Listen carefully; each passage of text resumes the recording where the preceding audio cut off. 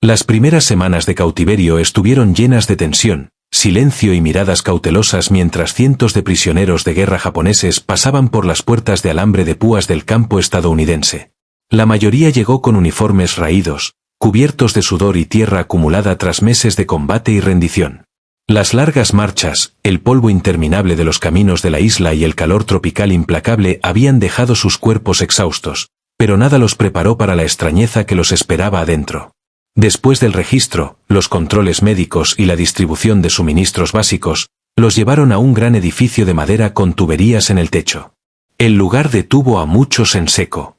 La estructura no se parecía a nada de lo que habían visto en el Pacífico. Filas anchas de boquillas sobresalían de líneas metálicas, cada una con un desagüe debajo. Los guardias estadounidenses, eficientes y firmes, les indicaron que se desnudaran y se alinearan. Por primera vez, muchos se dieron cuenta de que no solo estaban detenidos, se esperaba que se bañaran. Entre los prisioneros, la confusión se extendió como una onda. Bañarse durante la guerra era raro para los soldados japoneses, a menudo improvisado en ríos o el mar, y siempre limitado por la escasez de suministros. El jabón se consideraba un lujo. Sin embargo, allí, bajo la custodia de su enemigo jurado, se les guiaba hacia un ritual organizado de limpieza. Algunos aferraban sus pertenencias como esperando un truco. Otros susurraban nerviosos sobre el vapor que ascendía de las tuberías. Recordaban los relatos de sus oficiales antes de la rendición, sobre lo brutales que eran los estadounidenses, que la captura significaba humillación y que los prisioneros serían tratados peor que los animales. Ahora, al mirar las relucientes duchas de metal, se preguntaban si esto era alguna crueldad oculta. Los guardias, impacientes ante la vacilación, daban órdenes en inglés y gesticulaban de nuevo. Zapatos, cinturones, túnicas, todo debía retirarse. Uno por uno, manos renuentes, botones desabrochados y cuerpos marcados por campañas en la jungla quedaban expuestos. Los prisioneros se sentían vulnerables, humillados ante extraños y entre ellos. Aún así, obedecieron, sujetando los trozos de jabón que les entregaban. Luego vino el silbido del agua. De las tuberías del techo brotaron chorros de agua limpia, caliente al tacto. El calor repentino los sorprendió. Por un instante se quedaron inmóviles, esperando dolor. En cambio, mientras el agua corría por sus espaldas y hombros, eliminando capas de suciedad, una extraña calma los invadió. Algunos cerraron los ojos, dejando que la mugre se arremolinara hacia los desagües. Otros frotaban con cuidado el jabón áspero, como si probaran si realmente se les permitía usarlo. Poco a poco, el miedo inicial se transformó en asombro silencioso. No habían sentido tal calor y frescura en meses, incluso años. En las islas donde habían combatido, el agua se racionaba, las duchas eran inexistentes y los piojos y enfermedades estaban por todas partes. Bañarse bajo un chorro de agua caliente sin cubetas, sin oficiales gritones, sin restricciones, era un lujo casi impensable. Allí, en manos del enemigo, estaban más limpios que nunca en sus propios cuarteles.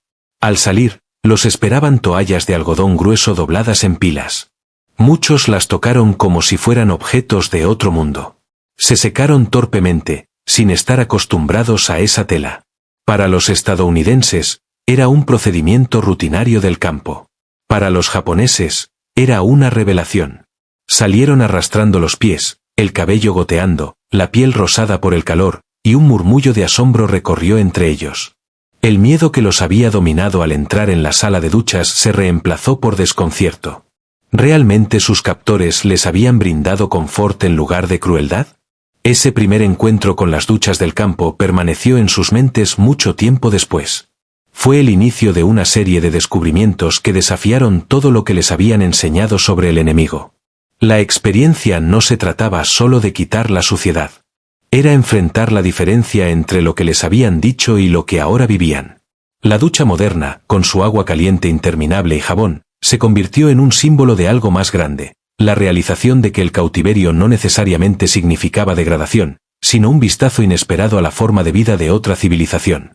Cuando las primeras duchas terminaron y los prisioneros regresaron a los barracones, se extendió un silencio pesado. Se sentaron en bancos de madera, algunos sujetando sus uniformes doblados, otros frotándose el cabello con las toallas gruesas, aún inseguros de si habían vivido una bendición o una amenaza oculta. Muchos evitaron el contacto visual, como si hablar abiertamente rompiera alguna regla no escrita. Sin embargo, en su interior, la inquietud los carcomía. Habían sido advertidos innumerables veces de que la captura por los estadounidenses significaba deshonor, tortura y muerte. En reuniones susurradas antes de las batallas, los oficiales japoneses habían pintado imágenes de campos enemigos sádicos donde la hambruna y los abusos esperaban. Sin embargo, aquí, el primer acto impuesto era bañarse con jabón y agua caliente. Para muchos parecía sospechoso, demasiado amable, demasiado civilizado. Un prisionero, un antiguo mecánico naval de Yokosuka, recordó cómo los folletos de propaganda aliados mostraban prisioneros de guerra sonrientes recibiendo comida y descanso. Siempre había desestimado esos papeles como mentiras para debilitar la moral japonesa. Ahora, limpio por primera vez en meses, recordaba esas ilustraciones con escalofrío. ¿Podría ser que algunas fueran verdad? Pero otro pensamiento, más oscuro y aterrador, se insinuó en su mente. ¿Y si las duchas no fueran para la limpieza en absoluto? Rumores circulaban rápidamente, especialmente entre quienes recordaban mejor la propaganda de guerra. Algunos susurraban la palabra cámaras de gas, comparándolas con vagos relatos sobre los alemanes en Europa. Aunque pocos conocían detalles, la idea de que los estadounidenses pudieran usar las duchas para alguna crueldad oculta se difundió en tono bajo. Los guardias notaron la vacilación. Observaban a grupos de prisioneros detenerse en las entradas, con rostros llenos de desconfianza. Se repetían las órdenes y los traductores explicaban en japonés imperfecto que bañarse era simplemente higiene obligatoria. Pero la sospecha no desaparecía fácilmente. Para hombres entrenados a creer que la rendición era un destino peor que la muerte, cualquier acto de comodidad tenía un sabor a engaño. Se preguntaban si el jabón estaba envenenado, si el calor del agua ocultaba algo siniestro. Algunos incluso se negaban a lavarse completamente, solo mojando brazos y espalda antes de retirarse. El choque cultural hacía el momento más impactante. En Japón, el baño tenía raíces culturales profundas ligadas a la purificación ritual en aguas termales y baños comunales compartidos. Pero la guerra había arrancado esa tradición, dejando a los soldados sin lavar por semanas, llenos de piojos y luchando contra infecciones constantes. Las duchas del campo, en contraste, eran industriales, filas de tuberías y desagües de acero, eficientes y sin privacidad, funcionando como un reloj. Para los estadounidenses, era higiene práctica, nada más. Para los japoneses, se sentía extraño, mecánico, casi deshumanizante. Era un ritual despojado de su significado espiritual, transformado en algo funcional pero inquietante. Durante días, las conversaciones entre los prisioneros giraban en torno a las mismas preguntas. ¿Por qué los estadounidenses desperdiciarían agua caliente en cautivos? ¿Por qué dar jabón, toallas y tiempo cuando podrían dejarlos sucios? ¿Era realmente generosidad o parte de un plan mayor para quebrarlos mentalmente? Las teorías se multiplicaban en los barracones mal iluminados. Algunos argumentaban que las duchas eran una forma de control, una manera de debilitar la resistencia suavizando a los hombres con comodidad. Otros susurraban que podrían mezclarse químicos ocultos en el agua. El miedo los acompañaba, reforzado por los recuerdos de advertencias de sus superiores. Sin embargo, no surgió ningún castigo. No apareció ninguna crueldad oculta. Los hombres regresaban por la noche a los barracones, aún vivos, aún respirando, más limpios que antes. Lentamente, la sospecha comenzó a ceder, reemplazada por una curiosidad silenciosa y renuente. Los estadounidenses repetían el proceso al día siguiente y al siguiente. El jabón seguía distribuyéndose. Los guardias se aseguraban de que cada hombre entrara a la sala de duchas y nada terrible ocurría. La sospecha permanecía, pero ahora se mezclaba con otro sentimiento: confusión. ¿Qué tipo de enemigo se preocuparía de que sus prisioneros olieran limpio o tuvieran menos piojos? Para hombres criados a creer que la captura era un destino peor que la muerte, la realización era tan inquietante como las propias duchas. El ritmo diario de higiene pronto se convirtió en parte de la vida en el campo, aunque al principio parecía impuesto a los prisioneros japoneses. Cada mañana o tarde, según el horario, los guardias los alineaban y los llevaban a la sala de duchas. En la entrada, recibían jabón envuelto en papel, con un olor fuerte a químicos desconocidos, y toallas, a menudo con sellos de suministros militares. La rutina era mecánica: desnudarse, ponerse bajo el chorro, lavar a fondo, secarse, vestirse y regresar. Pero a medida que los días se convertían en semanas, los prisioneros comenzaron a entender que esto no era una medida temporal. La limpieza era una norma, una disciplina aplicada con la misma firmeza que los toques de queda y los llamados de lista. Los estadounidenses explicaban los estándares de higiene a través de intérpretes, mostrando cómo usar el jabón correctamente, insistiendo en que los hombres se frotaran no solo los brazos y la cara, sino los pies, el cabello y los pliegues ocultos del cuerpo. Luego seguían las revisiones de piojos, realizadas por médicos que inspeccionaban costuras de ropa y ropa de cama. Se distribuía polvo antipiojos junto con ropa interior limpia. Por primera vez, muchos soldados japoneses comprendieron que el enemigo trataba la prevención de enfermedades tan seriamente como la alimentación o las armas. Para los estadounidenses, la higiene no era un lujo, pero era una necesidad para mantener el orden, la salud y la disciplina dentro del campamento. Para los prisioneros, esta rutina llevaba consigo una extraña mezcla de humillación y fascinación. Por un lado, eran despojados de su individualidad, obligados a lavarse bajo orden como niños de escuela. Por otro, descubrían que la vida sin picazón constante, llagas e infecciones era sorprendentemente soportable. Un cabo que había combatido en Guadalcanal recordaba semanas en las que su unidad se bañaba solo una vez en corrientes lodosas, mientras úlceras tropicales se propagaban entre sus compañeros. En contraste, tras solo unas pocas semanas de duchas obligatorias, las llagas en sus piernas comenzaron a sanar y la tos crónica que lo aquejaba desapareció. Era una mejora silenciosa e innegable, una ironía que minaba su orgullo. Las barreras del idioma provocaban una confusión interminable al principio. Muchos prisioneros no entendían cuando los guardias gritaban sobre lavarse el cabello o frotarse los pies, así que hacían lo mínimo indispensable.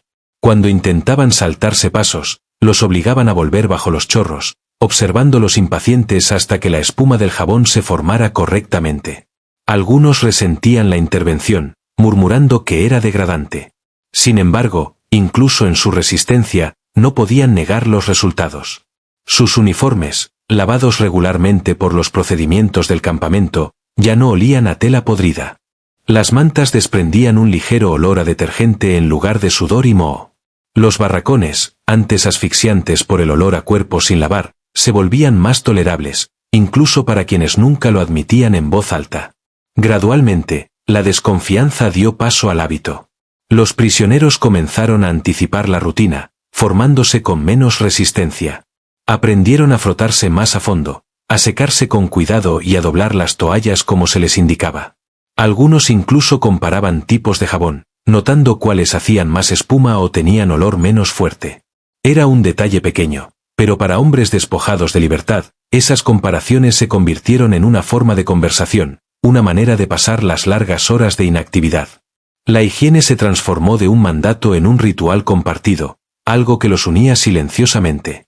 Lo que más impactaba a muchos era la comprensión de que sus captores esperaban que mantuvieran la dignidad incluso en cautiverio. Ser obligados a ducharse y recibir jabón no solo trataba de controlar enfermedades, sino de imponer un cierto estándar de humanidad. En el ejército japonés, a los soldados se les enseñaba que el confort era debilidad, que soportar la suciedad y el dolor era una marca de honor.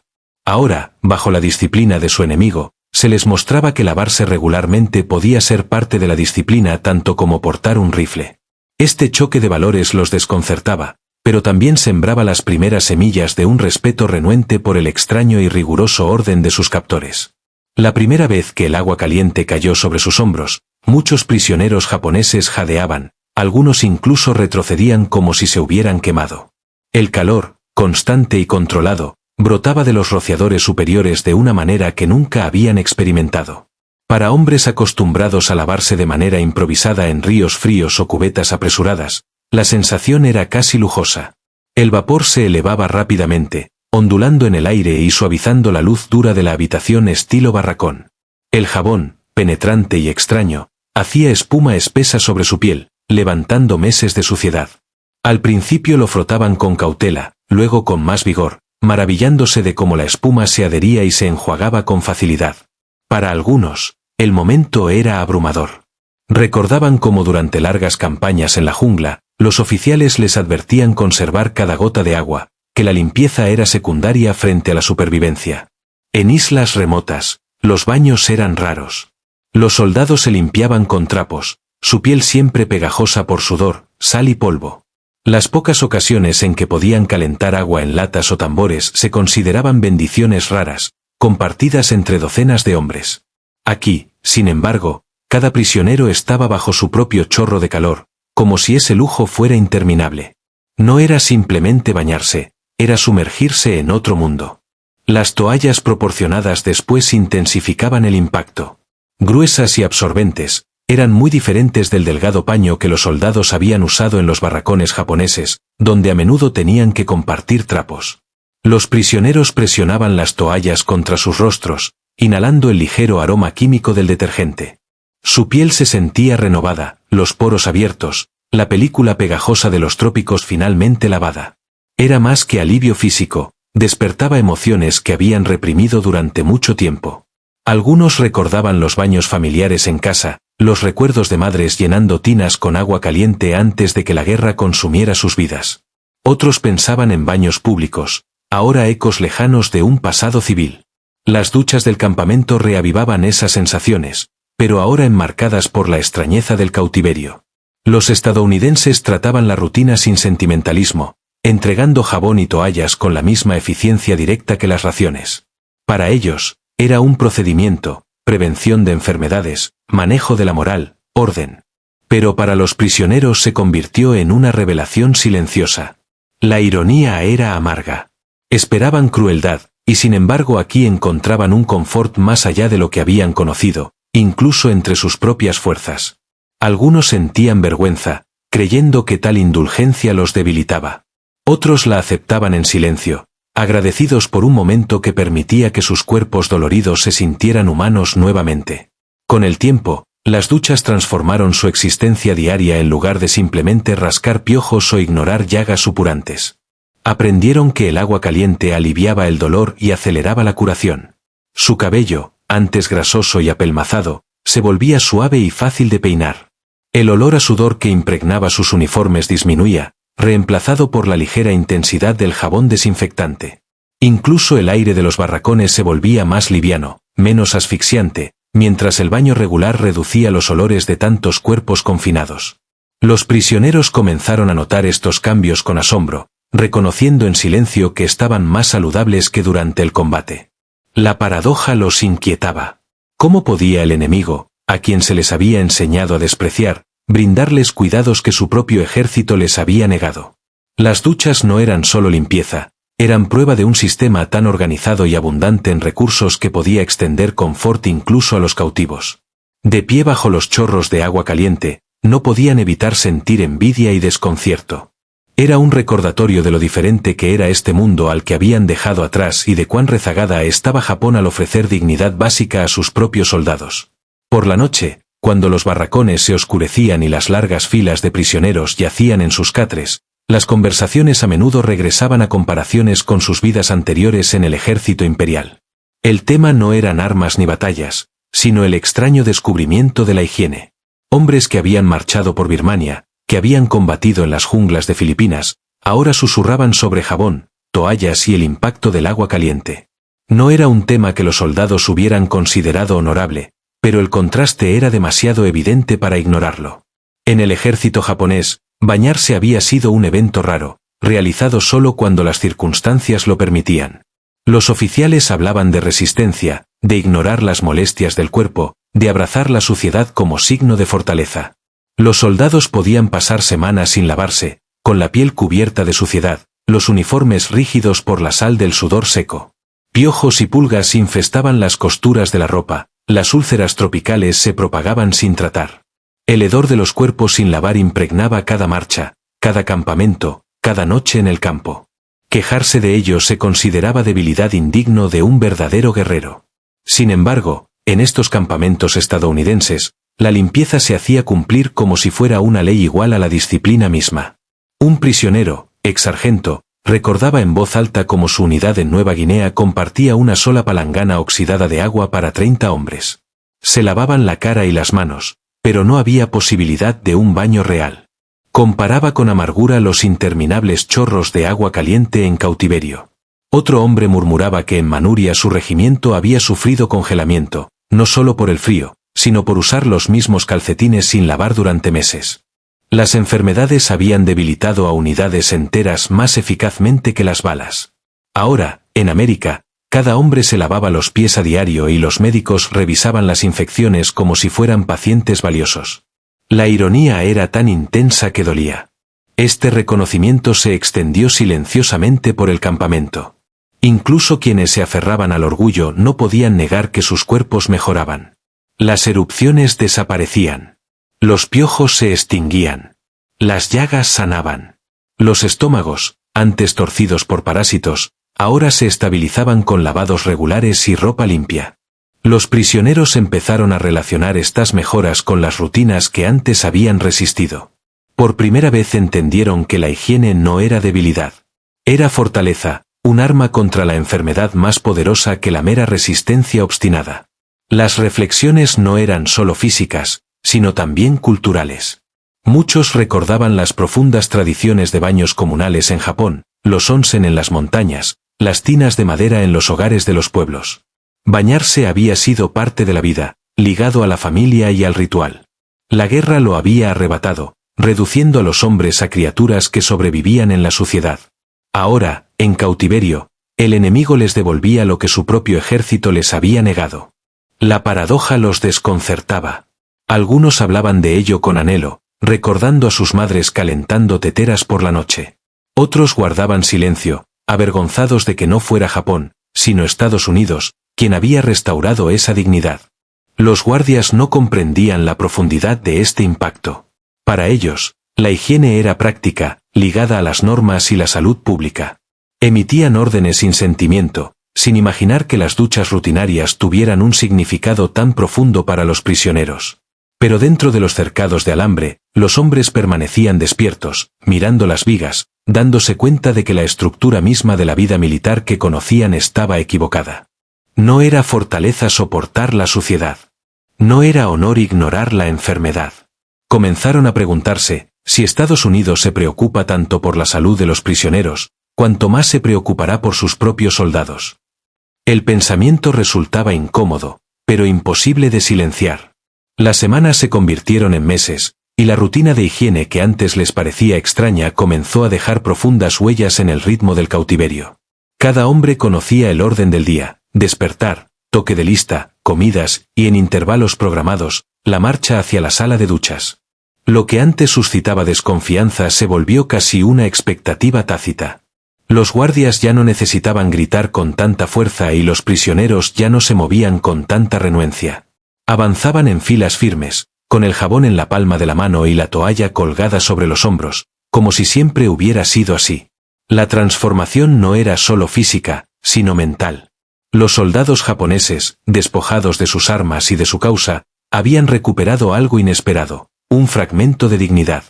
Sus uniformes, lavados regularmente, ya no olían a descomposición. Sus cuerpos, lavados y examinados, estaban libres de piojos y llagas supurantes. Incluso los reflejos en pequeños charcos tras la lluvia mostraban rostros más saludables, mejillas menos demacradas, piel menos marcada por llagas. Era una mejora que nadie podía negar, aunque nunca lo admitieran en voz alta. La limpieza comenzó a simbolizar algo más que supervivencia. Se convirtió en la prueba de que no habían sido completamente reducidos a sombras de hombres. Los efectos se extendieron por los barracones. La tos disminuyó. El rascado constante de cabezas infestadas desapareció. Las mantas olían levemente a jabón en lugar de moho. Los guardias comentaban, a veces con una sonrisa, que los prisioneros japoneses lucían más ordenados que cuando llegaron. Algunos prisioneros, avergonzados por esta observación, aún resistían internamente, aferrándose a la creencia de que tales rutinas estaban diseñadas para debilitarlos. Sin embargo, la verdad era evidente. Se sentían más fuertes. Sus heridas sanaban más rápido, dormían mejor y su energía, aunque aún limitada por el cautiverio, crecía con firmeza. Para algunos, este cambio despertaba orgullo en lugar de vergüenza. Comenzaron a doblar las toallas cuidadosamente después de secarse, a lustrar sus botas con más cuidado, a mantener los barracones barridos y ordenados. Les recordaba las antiguas tradiciones de sus hogares, los rituales meticulosos de las familias japonesas. La limpieza, comprendieron, No era sumisión al enemigo. Era recuperar fragmentos de sí mismos, enterrados bajo el barro y el caos de la guerra. Incluso las conversaciones cambiaron.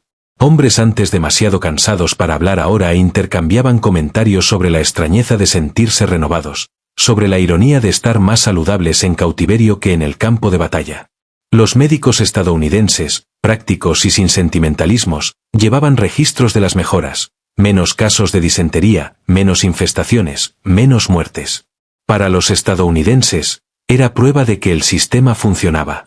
Para los japoneses, era un despertar.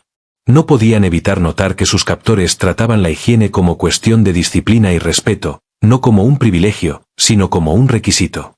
Esta lección los desconcertaba, porque contrastaba radicalmente con su propio etos militar, donde soportar la suciedad era un símbolo de honor. Aquí era lo contrario, la limpieza era orden y el orden era fuerza. Con el tiempo, la desconfianza que antes rodeaba las duchas se erosionó casi por completo. Los hombres ya no susurraban sobre veneno en el jabón o crueldad oculta detrás de las tuberías. En cambio, comenzaron a anticipar el calor, incluso a desearlo. El ritual se convirtió en un momento esperado, un alivio físico en una vida privada de libertad. Algunos prisioneros se demoraban bajo los chorros más de lo permitido, cerrando los ojos y dejando que el agua cayera sobre ellos, como si lavara no solo la suciedad, sino también los recuerdos de la derrota. En la quietud de esas rutinas, muchos descubrieron que la higiene era más que una regla impuesta por los guardias. Era una restauración de la dignidad, una forma de sentirse humanos nuevamente, incluso dentro del alambre de púas. Era una transformación sutil e innegable, que cambiaba no solo sus cuerpos, sino su misma percepción de lo que significaba soportar. Cuando los vientos otoñales barrían el campamento y los días se acortaban, las conversaciones entre los prisioneros cambiaron. Ya no eran susurros sobre veneno oculto o crueldad disfrazada. Ahora giraban en torno a otro tipo de asombro, la comprensión de que esos rituales diarios de jabón, agua caliente y toallas no eran accidentes del cautiverio, sino símbolos de algo mayor.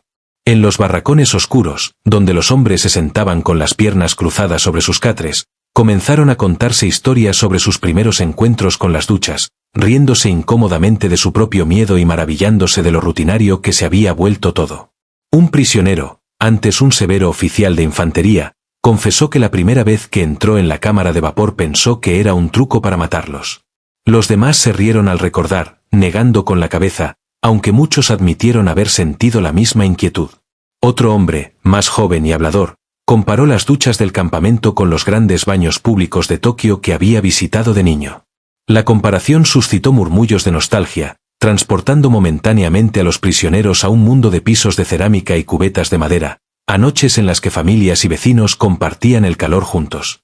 La ironía los impactó, eran los enemigos quienes les devolvían fragmentos de esos recuerdos. Lo que más los desconcertaba no eran las duchas en sí, sino lo que revelaban sobre Estados Unidos. Si este país tenía recursos suficientes para mantener agua caliente interminable para sus prisioneros, ¿qué debía proporcionar a sus propios soldados? Si el jabón y las toallas se distribuían tan libremente aquí, ¿qué lujos los esperaban en las bases en casa? El contraste con su propia experiencia los carcomía. Recordaban compañeros que murieron por infecciones porque no había agua limpia para lavar heridas, soldados que marchaban con piojos comiéndose el cuero cabelludo, hombres que se consumían no solo por hambre sino por la lenta destrucción de sus cuerpos por la suciedad y la enfermedad. Darse cuenta de que el enemigo valoraba tanto la higiene llevó a muchos prisioneros a admitir en silencio, aunque nunca demasiado alto, que quizá este era uno de los secretos de la fortaleza estadounidense. Las conversaciones se hicieron más abiertas en las mesas mientras comían raciones de pan, papas o frijoles. Algunos hablaban abiertamente de su sorpresa, admitiendo que antes de ser capturados habían imaginado a los estadounidenses como bestias brutales. En cambio, los descubrieron ordenados, metódicos, incluso en algo tan mundano como el baño. Otros fueron más allá, sugiriendo que esto reflejaba toda una civilización basada en la abundancia y la eficiencia, con el lujo de extender tales prácticas incluso a sus enemigos. Estas ideas provocaron debates, pues no todos los prisioneros querían aceptar verdades incómodas. El orgullo seguía presente y muchos se irritaban ante la sugerencia de que Estados Unidos era superior. Sin embargo, la evidencia de su propia piel limpia, sus llagas curadas y su salud mejorada era innegable. Para algunos, la realización resultó amarga. Murmuraban que ese confort estaba diseñado para debilitarlos, para despojarles de la resistencia que alguna vez definió a los soldados japoneses. Otros, sin embargo, sintieron algo diferente, un respeto renuente. Comenzaron a ver las duchas no solo como higiene, sino como una ventana a los vastos recursos, la potencia industrial y la diferente filosofía de sus captores. En voz baja, algunos incluso admitieron que la experiencia había cambiado su manera de imaginar el mundo más allá del alambre. Así, las duchas, antes temidas como instrumentos de crueldad, se convirtieron en centros de revelación. Ya no se trataba solo de jabón y agua. Representaban el marcado contraste entre dos mundos y la comprensión de que el poder de su enemigo residía no solo en las armas, sino en sistemas de vida tan avanzados que incluso los prisioneros de guerra eran incorporados a su disciplina. Años después, cuando muchos de los prisioneros japoneses regresaron a casa tras el fin de la guerra, el recuerdo del cautiverio permaneció complejo, marcado por la vergüenza, el alivio y la confusión. Sin embargo, entre las innumerables impresiones grabadas en sus mentes, una imagen persistía con claridad sorprendente. En Dente, las duchas. Hombres que habían combatido en islas lejanas, que habían visto caer a compañeros en emboscadas en la selva y bombardeos navales, recordaban sobre todo la sensación del agua caliente cayendo de las tuberías, el jabón haciendo espuma en sus manos, el ritmo obligado de limpieza que primero los desconcertó y luego los transformó. Algunos exprisioneros hablaron de ello con sus familias, describiendo torpemente cómo los estadounidenses insistían en la higiene diaria.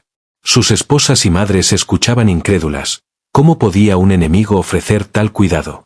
Otros permanecieron en silencio, reacios a admitir que el cautiverio ofrecía comodidades mayores que las que su propio ejército había concedido. Sin embargo, en privado, muchos reconocieron que los estándares de higiene de los campamentos habían cambiado su percepción del mundo. El recuerdo del agua caliente interminable era prueba de una civilización diferente a la suya, moderna, abundante y organizada de maneras que Japón, pese a su disciplina y tradición, no pudo igualar durante los años de guerra. El recuerdo no era sentimental. Para los prisioneros, las duchas habían sido extrañas, humillantes e incluso aterradoras al principio, pero el tiempo transformó esos sentimientos.